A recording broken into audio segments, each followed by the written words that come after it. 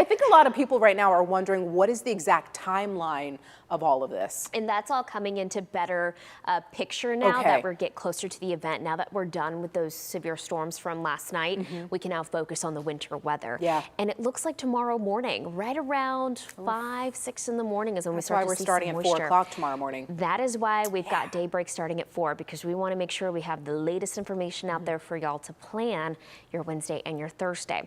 And here's the latest. We actually do have a winter weather advisory.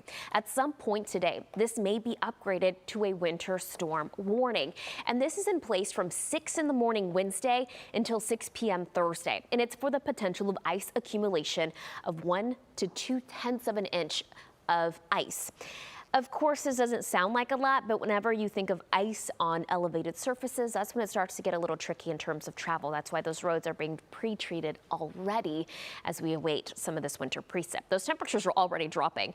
We've had that cold front come through around 6 or 7 this morning, and temperatures dropped rapidly behind the front, now at 38 in Dallas, 37 in Fort Worth, 35 in Denton, and 39 in McKinney, with a strong north wind that continues to bring down this Arctic air, and that Arctic air will continue to sink down. Ahead of this front, temperatures are in the mid 70s, so quite a difference there. This is what we call a sharp cold front.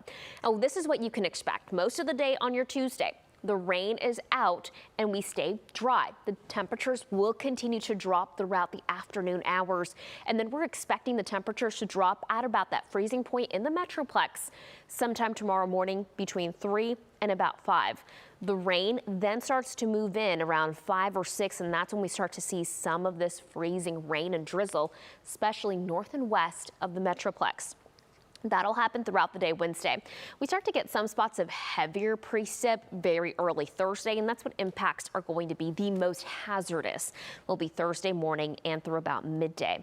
Here's a look at the big system that came through this morning. It's now moving into portions of Tennessee, the Ohio Valley, and leaving behind just that cold front where you can clearly see that cloud cover. That's where that cold front's located, moving towards the south. That next system, it's on its way. This is what I'm expecting for Wednesday. In a line from Sherman to Denton to Mineral Wells to the north and west towards Wichita Falls. That's where we are most likely to see the freezing rain and the sleet throughout the entire period. We see a mixture of rain and freezing rain across the Metroplex. Now, if you're in a line from Corsicana to Canton, Mineola to the south and east, that's where I'm expecting the cold rain. I'm not expecting any winter weather there. On Thursday afternoon, it starts to taper back a little as temperatures start to climb.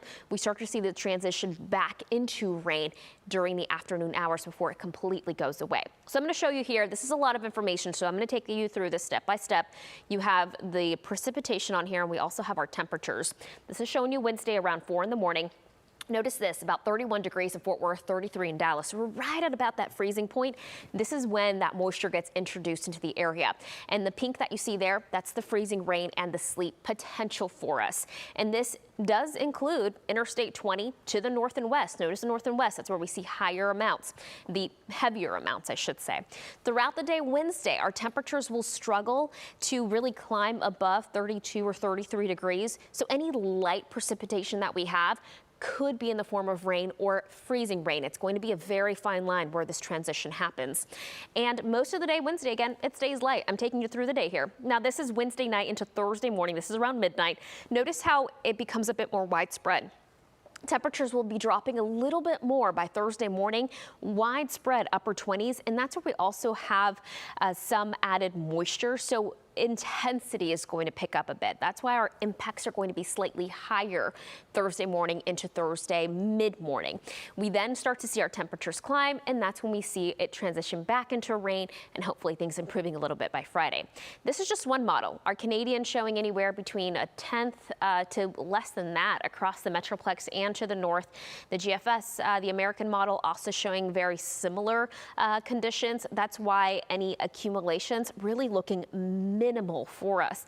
The impacts will be highest from Mineral Wells to Denton, Sherman to the north and west, where we could get some icing on roadways, not elevated surfaces, including elevated surfaces, I should say. And light icing will be possible on bridges, overpasses across the Metroplex. South and east, again, we're expecting that cold rain. Yes, it's going to be cold, but I don't think we'll see any major impacts in terms of winter weather.